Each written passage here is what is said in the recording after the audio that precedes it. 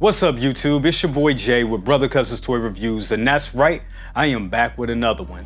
And you guys can already see what it is. This is the final production model of the Jazzinc Dioramas 1989 Batmobile. Now, here's the thing. Y'all guys know I already reviewed this back in September, but that was the test batch version. And that got a lot of scrutiny because it was some things that needed to be figured out. As Yo stated, it was the test batch version, but there was some scuffs, there was some dents, there were some components that weren't working. But I'm here to tell you, since then, getting this version in, those things have been rectified. They have been fixed. Everything works the way it should, and it looks great. This thing was a beast being pulled out of the box. I mean, this thing was completely wrapped like a damn mummy, I'm telling you. I mean, it had big zip ties at the back that I had to use a special tool to cut them out. It was not easy to get out the box at all. But when I got it out the box, it was fine. It was fine. It looks good. The paint looks good. No scuff marks or anything on it. You may be seeing a couple of thumbprints and stuff like that on it because it is a fingerprint magnet. But outside of that, it looks great, guys. I really think it looks good. I don't see any like glaring issues or anything like that, but it looks good. What I'm seeing here looks fantastic. Real excellent looking piece. Just want you to, see every angle and every side of it. Just looks great, guys. Really, they did a really good job on it. This is the same version that was showed on Tested a couple weeks back, and look at that ass.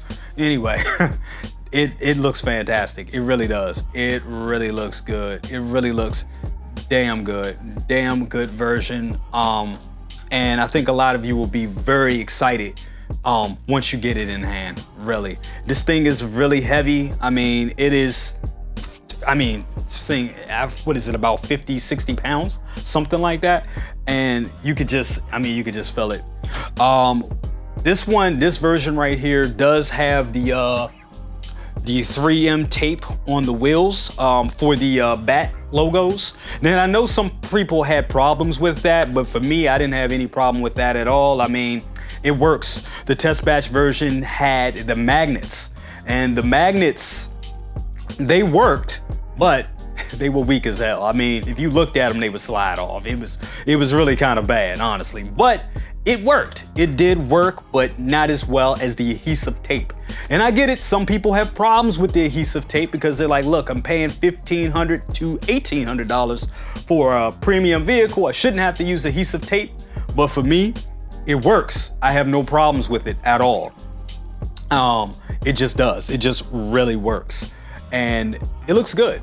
I think they did an excellent job on it, as I said before.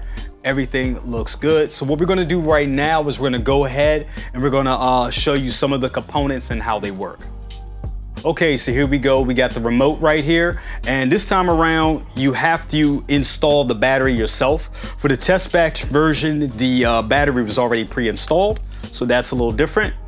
So we're just gonna turn this bad boy to the front. And I believe the light's already on. There they go. Lights are on right there, so those work straight up right out the gate. And the headlights look good. They look really, really good. We're gonna hit 2. And we hit 2 back here, and you can see those tail lights, and they look great. And I believe, is that 4? There we go. We got 4. We got the exhaust. Looking good, looking damn good. And then we're gonna also do the smoke.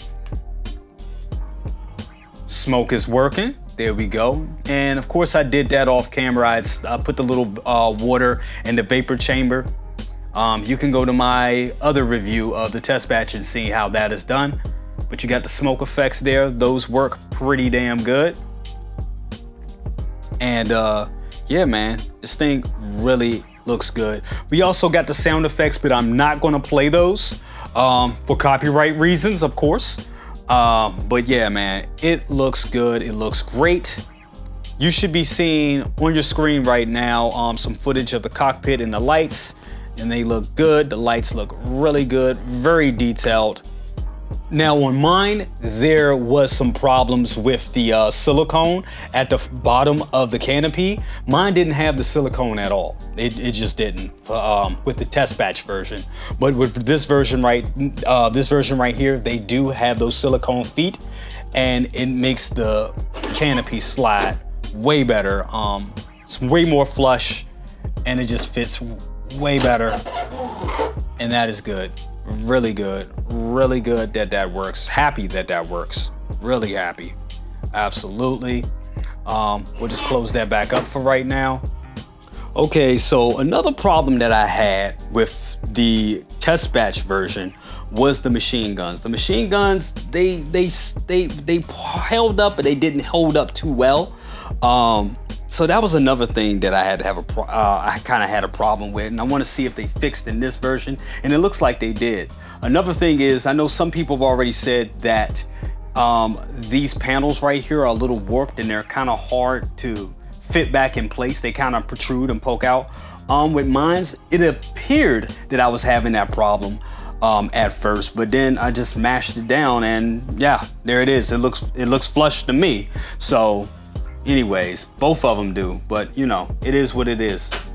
So that lifts up like that with the magnet, and here it is, the moment of truth. Pull up the guns, and there they go. Guns pull up pretty good, and that's how low they pretty much are supposed to be. That's how they were in the movie. Let's get the other one out. All right, whoops, almost dropped it. That wouldn't have been good. But let's pull this one up. There we go. And there it is. That one rises up too, and they rise up pretty well. They do. They rise up pretty damn well. And yeah, that looks pretty good. That's definitely good. Once again, another improvement. So there it is, guys. The 1989 Jazzinc Dioramas Batmobile. And this thing looks fantastic, guys. It really does. And I mean, to be honest with you, I don't have to sell it to you. The damn thing sells itself. It looks fantastic. Some of you already have this in hand. The question is this worth $1,500 to $1,800? When you factor in the exclusivity of it, when you factor in all the hard work that Jazzinc put into this, all the R&D, all the professionals coming in, all the people that worked on it coming in and looking at it, making sure those specs were just right.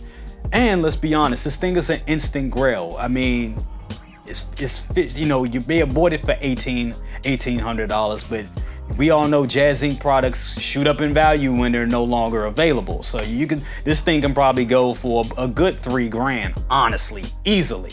So with that being said, I think it's a great purchase. It's a great investment, especially for somebody that is a Batman 89 enthusiast. But anyway, guys, that is my review. Remember to like, share, subscribe, bang the bell for notifications, and all that good stuff. We'll see you next time.